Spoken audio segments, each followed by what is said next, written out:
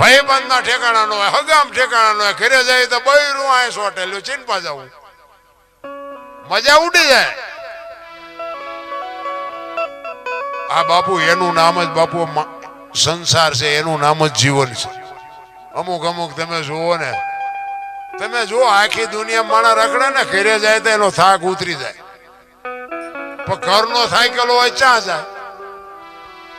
બહાર નો થાક તમે 2 દી 5 દી 8 દી 15 દી 4 ધામની જાત્રામાં 2 મહિને કર્યા, હવે થાય કે હાલો હવે ઘર ભેગા થઈ.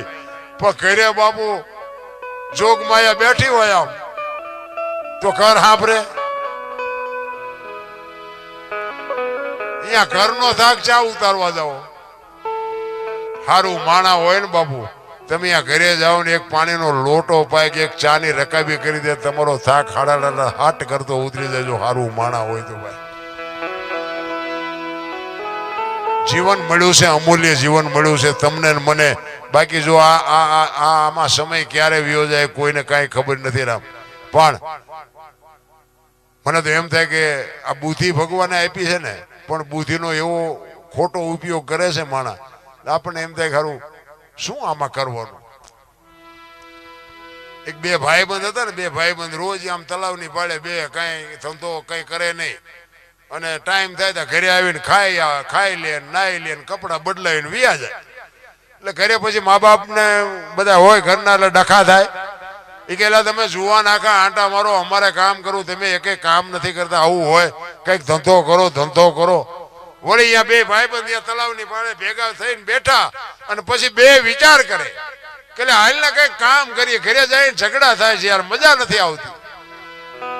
હવે હા વરા માઇટકા હોય કે 100 રૂપિયામાં છે કારખાનામાં જાય નહીં, વિનત 5 રૂપિયા પૈસા વાળું થવું હોય. બોલો કે આ ધંધો કરી ના કરી ના કરી ના કરી, કઈ મગજમાં બેઠું નહીં.